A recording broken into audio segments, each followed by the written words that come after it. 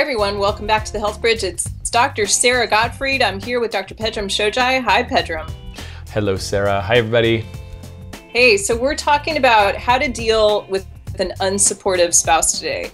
There's a very interesting study that came out at the University of Michigan showing that if you have an unsupportive spouse, it increases your depression risk quite significantly. And this is something that I've seen in my practice for quite a while. I definitely think that, for both men and women, but especially for women, it often is the relationships that have this toxic load in your life, the stress of it. Do you see that as well, Pedram?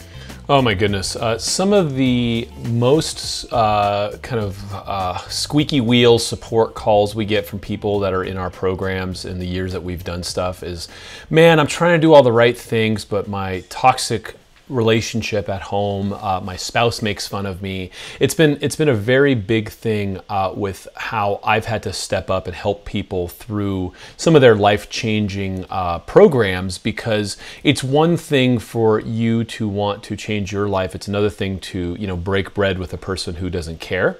And so I think this is a huge topic. It comes up a lot in our universe in just kind of helping our people try to get better. And I think it's what really pulls people down. People don't like seeing change. It challenges them. And so if you're trying to get better and you have someone in your life that's that inertia, it's something that you must deal with. And we'll hopefully come up with some helpful ways for you guys to do that in the next 20 minutes or so. Yeah, well, one of the first things I think about when I've got someone in my office or I'm working with someone online who has an unsupportive spouse, say you're going to do a detox with me, or maybe you have low libido and you're struggling with not wanting to have sex with your husband or vice versa. I think one of the first important questions is to look at the quality of your relationship and to sort of say, okay, are there deal breakers that are coming up in this relationship that I really need to deal with in a serious way? And I especially see this around the libido question, for women who don't want to have sex with their husbands, or they've stopped having sex, they've got a sexless relationship. Often there's hormones that we can tweak. 70% of low libido is hormonal, but like the remainder is based on the relationship. And there are a lot of people who just don't have that quality of relationship that they want, and it's bringing them down. So we're talking a bit about change management, which is kind of a different topic than libido. But I think some of the same principles apply in terms of looking at your relationship, what is within your control to correct or to improve, and what's not. Yeah, and libido, you can't talk about relationships without talking about sex. It's too up close and personal, and people really, it's part of that love language, and the physical part of the love language that helps us feel satisfied and loved and nourished. And that love language is so different, obviously. And really, what is it that you need, and what is it that your spouse or your lover needs in their life that is being unfulfilled, and how can you help each other instead of going in there and saying, here's what I need from you, right? And having that be a one-sided street. And so let's talk about that quickly, because I could tell you in our personal lives, I'll peel back a little bit, is I need privacy sometimes. I need downtime and quiet time. My wife comes from a different type of environment where she loves having people over all the time, and just, what are we doing? Let's go for a walk. Let's go to the mall. Let's go push the kid around the stroller. Let's go here. And it's just, I'm much more of a recluse. And so finding that balance has helped us find a way to tether. Right? And I'm sure you and David have a similar scenario, but until we worked this out, it was leading to strife, and it was leading to angst, and it was leading to us having some real serious miscommunications, and me being upset about things that weren't necessarily the core of the issue, and vice versa. So where is it in your life, as you're listening to this, where you can give a little and gain a lot in having some sort of two-way relationship with your spouse that needs to be there? Have you asked them what they need? Yeah, this is such a good one. And I remember our interview with Dr. Jen Landa, where she talked about how resentment, which I think is what we're talking about today, resentment is what comes up and leads to the unsupportive spouse. Resentment is inversely proportional to self-care. So if you have a spouse who's not getting the self-care they need, or maybe you're not making the time for your own self-care and you're not working that out in your family arrangement, that often is what leads to the unsupportive spouse. So I think it takes, kind of peeling back the layers, maybe taking the resentment and putting it in the parking lot for a while and saying, okay, what are my unmet needs here? Like, what are the ways that I'm not getting the self-care I need? How is my husband not getting the self-care he needs? And one of the vulnerable areas here that I think you've navigated quite well is when you have a kid. So I've got two daughters now that are 15 and 10, and it's a little bit different than having a brand new baby. But I can tell you, when I went through having my babies, I didn't kind of renegotiate with my husband. And so we often would be in this situation where we would have shift work, right? Where, like, you take the baby. No, you take the baby. I'm going to go to the gym. No, you take the baby. And it ended up us being pitted against each other instead of working out, okay, how do we both win? How do we both get the self-care we need? Whether that's alone time or, for an extrovert who gets energized by being around other people, like your wife, she's going to want more of that time to tend and befriend. That's a big one, and let's frame this real quickly. Like, so, psychiatrist Alan Teo over at Robert Wood Johnson Foundation, right? They analyzed data on nearly 5,000 American adults. Researchers found that the quality of a person's relationship with a spouse, family, and friends predicted the likelihood of major depression disorder in the future, regardless of how frequently their social interactions took place. So, I don't care how good you got it outside. If inside sucks, you're in trouble, right? And it'll lead to these cataclysmic events. I mean, in California, it's over 50% divorce rate, right? It's like, screw this, I'm out. And then you're talking alimony, you're talking about shared custody, you're talking about all the things, all the fallout that happens. And I'm not necessarily making a judgment call there, because sometimes it's better to get out of a bad deal type of thing. But domestic happiness is a big deal. And so let's just say you're like, okay, I'm listening to Pedram and Sara, and I've decided I'm going to go gluten-free, and I'm going to get up and have breakfast, and I'm going to exercise, and your spouse is all bah humbug about it, right? That is a dart that's like hitting you in the Achilles, and every step you take, it's wincing.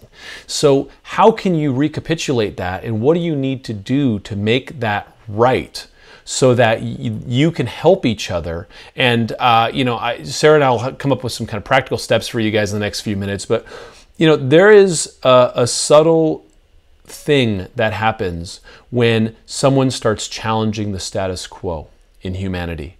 And you found this comfort level. You come home, you have your dinner in front of the TV, you talk about whatever BS it is. You kind of keep it lowbrow and go back to bed, and everything's fine, it's status quo. And then someone starts to shake it up and question it and say, why don't we do this and why don't we do that? And that change is really disruptive to someone who's not ready for change. So how can you introduce change in a way that is not so cataclysmically challenging to make them kind of revolt against you? And how can you incrementally set up that change in your own life without trying to change the other? I think are pretty important conversations to have when we're talking about working with a spouse. Yeah, that's such a good one. And I want to actually dive into some of these practical solutions. Some of them, I'm curious what you're going to think about. You may not love them, Pedram, so give me some feedback here.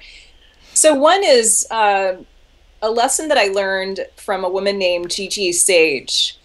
And she's very masterful at helping women kind of step into their power in their relationships with men. And she talks about the way that you ask for something that you want, the way that you ask for a need to be fulfilled, and how often, and this was true for me, often women are cultured to ask in kind of a indirect or slightly whiny, irritating way. So instead of something like, I'm so fat, I feel like crap, I need to start going to the gym every single morning, and it's starting tomorrow, you get the kids to school, okay? Like that doesn't go over very well. I've tried that. It's not successful. But instead, if you ask directly and you talk about your feelings and you say, maybe you make an appointment with your spouse, which I find works really well for my husband.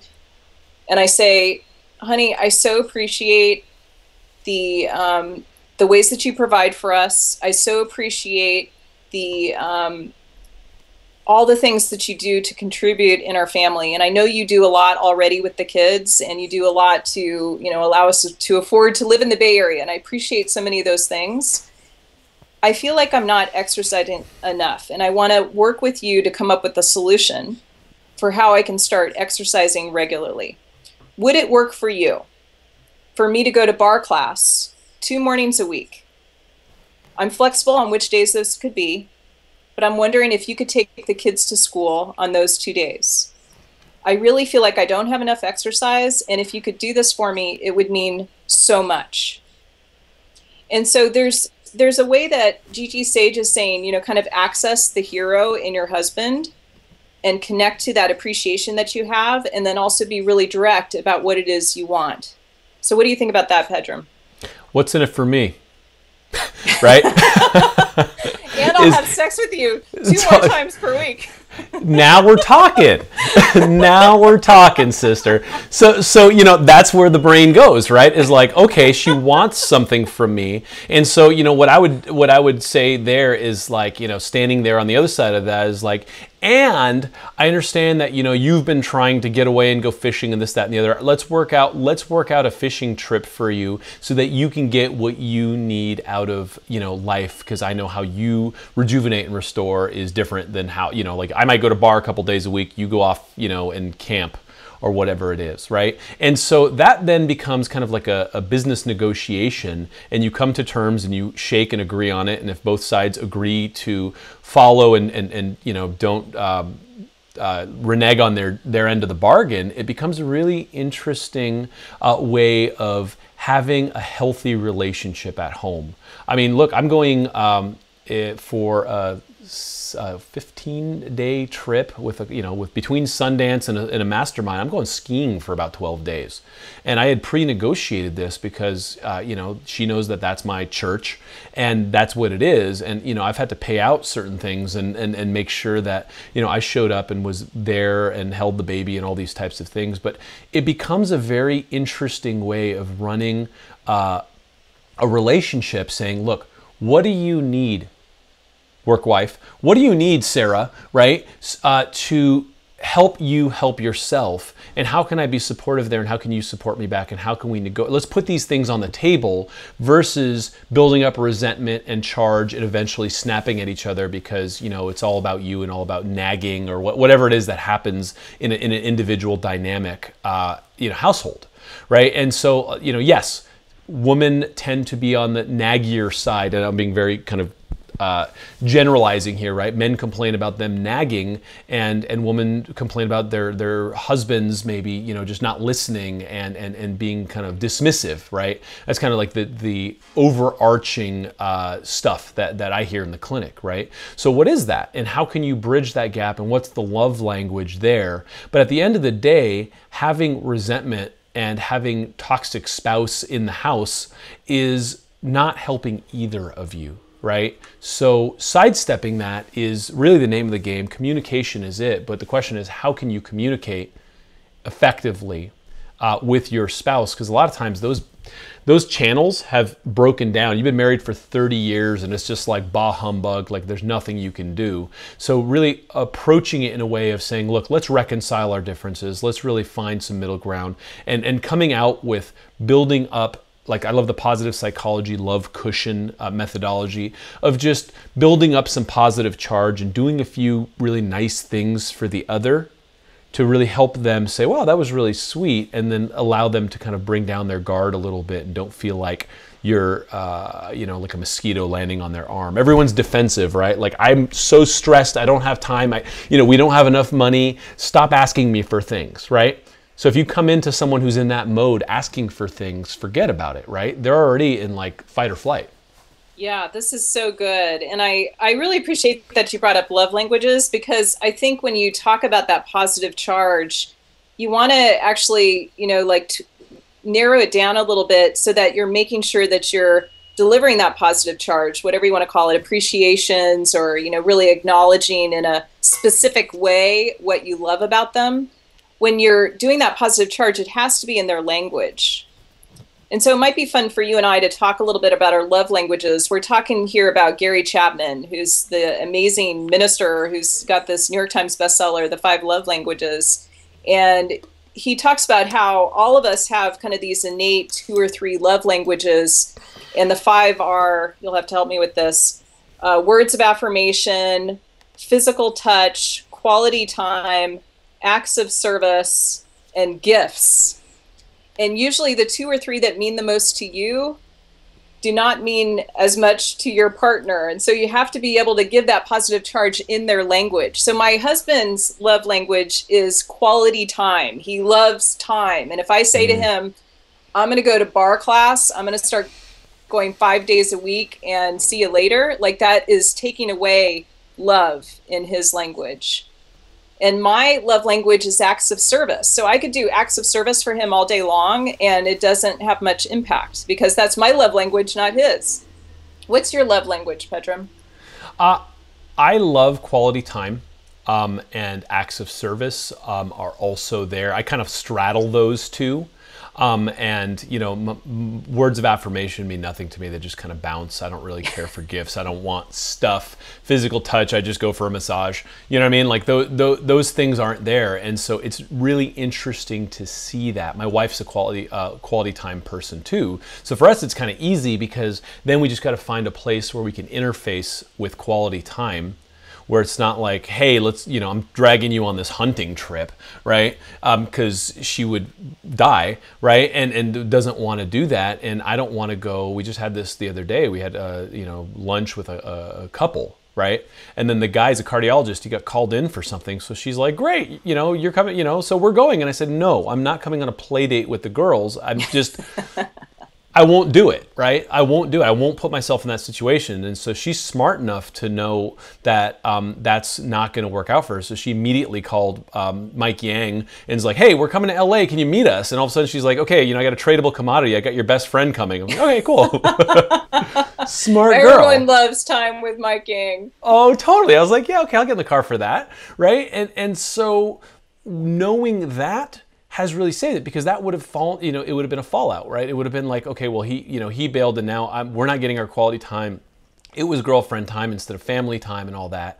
And so learning how to satiate my appetite for, the types of conversations I'm willing to be in is really important, right? And she just, threw a couple guys into the mix. She called up my other best friend. She's good. She called up my other best friend. All of a sudden I had my boys there and it was quality time with the boys. We're pushing around the strollers and everyone was happy, right? And I know that you and Dave have very similar things, but Dave also has that kind of lone wolf thing that he and I share, which is like, peace, see you later. I'm going to the mountains.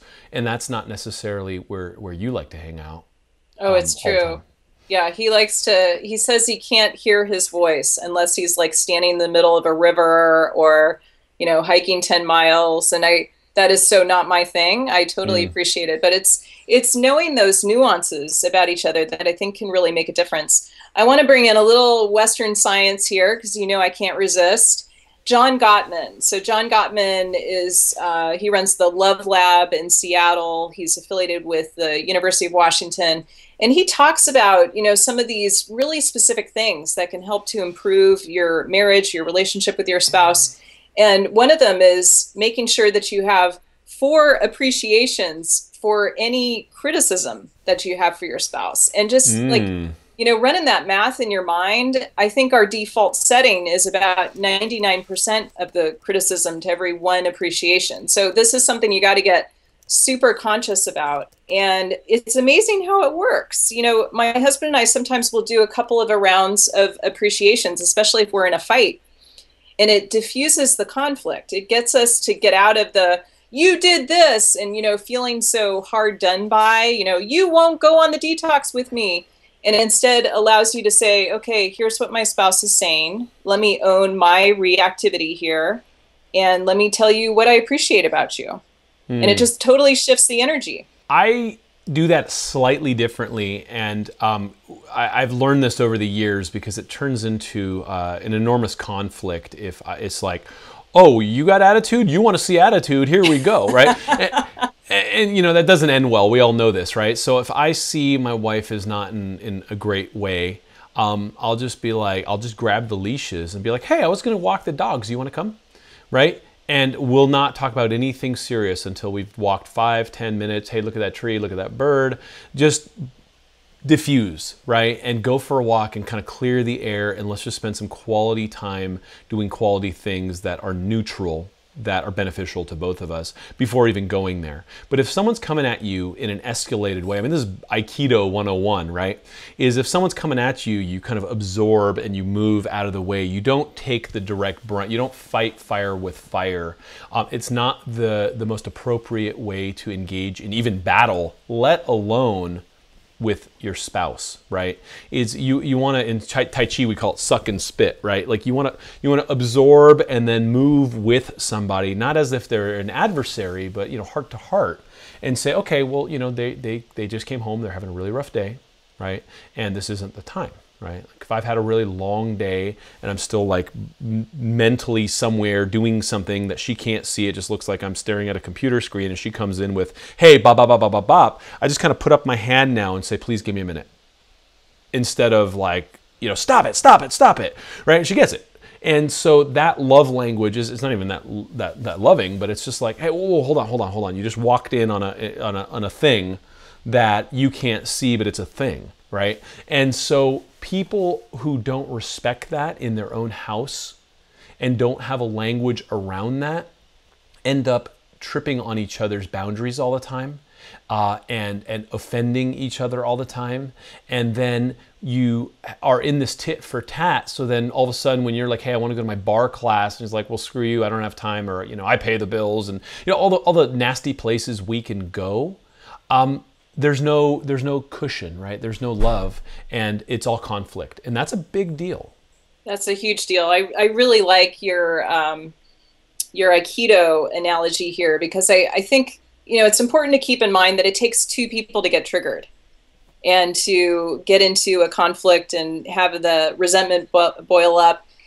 When one of the two people is not triggered, is able to sort of say, I need this right now, why don't we go for a walk with the dogs?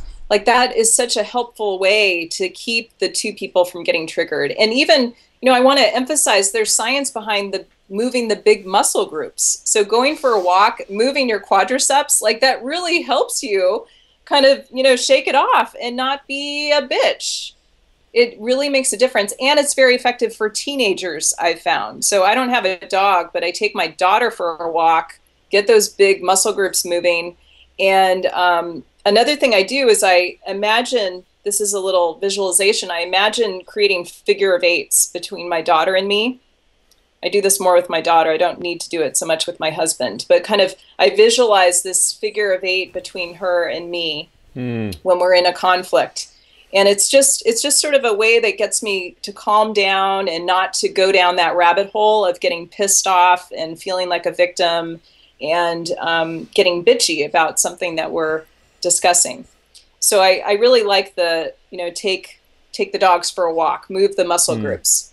One thing that is also, I think we want, in not talking about this quickly, is the conflict often arises when you have not nurtured yourself, right? If you're not doing your own self-love rituals, if you feel unfulfilled, if you feel exhausted, if you feel like everyone's grabbing at you and you have no time for anything, and one more thing and like, I'm just gonna snap.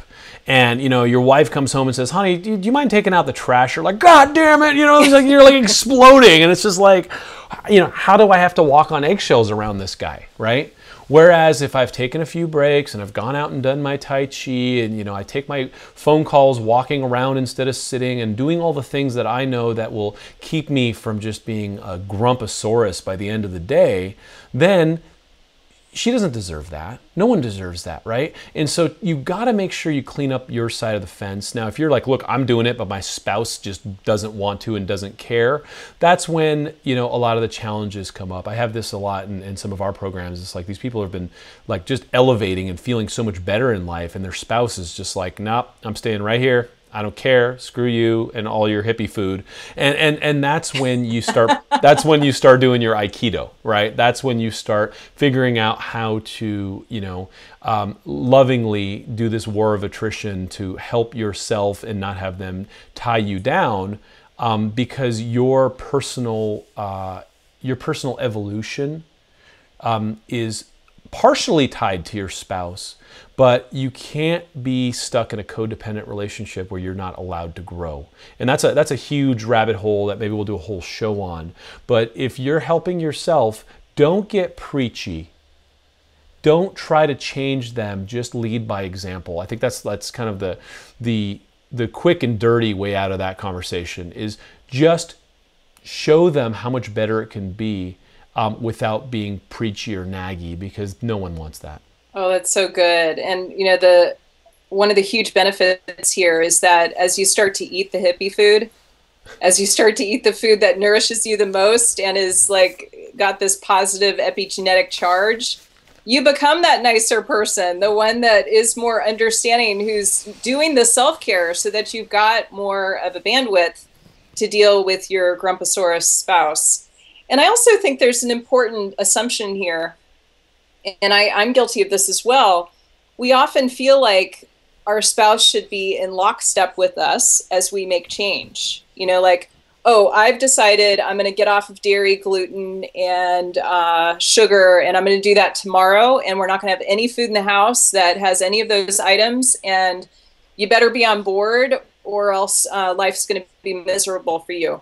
And I think we've got to realize that, you know, two people living together, two spouses trying to navigate this thing called life, like everyone's got their own pace, and we've got to have room for that. Yeah, that's, I think, probably the most important point of the entire call is just because you're doing something doesn't mean other people have to, right? And we feel like we need to enlist our spouse more than we probably ought to. And maybe they'll come along, maybe they'll, you know, learn by example, but, you know, it's not about changing others. It's about changing yourself and being better.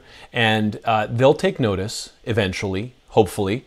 But the conflict that comes by, you know, someone within the castle walls trying to take away your creature comforts if you're not ready for them, I mean, that's just when people start pulling out their samurai swords. So I think that's the best point to end on this. It's just, yeah, you don't want to come at them before they're ready, and it's not appropriate. It's not appropriate. It's like people going out preaching without being, you know, the holy person that they are. It's just find peace. Don't preach peace, right? And then be peace. And so same thing with all the change you can be in health and wellness and all the things that we talk about here, is just let it radiate and let yourself glow from within, and you'll find that you're helping people all over the place. And whether your spouse comes along is inconsequential. It's not inconsequential, but it shouldn't be tied to your success. Boom! Oh my gosh, toxic spouse in the house. I feel like that was so poetic, Pedram, that we know that you're working on the next book because these thoughts are in your mind. I totally think that's cool. So toxic spouse in the house. I hope this was helpful for you. Pedram, did you want to say something? I was gonna say that's gonna be part of our rap album eventually. Yes, yes. We'll do it. We'll do it when Sara comes down. We're gonna be filming in Southern California in a live studio soon, and we're kind of making some real awesome changes to the show that we're gonna want feedback from you guys on. Help us create the show that you want to see. We're taking this to TV, and so yeah, if you guys want to see us do a toxic spouse in the house rap. I'm up for it. That's right. Oh. That's right.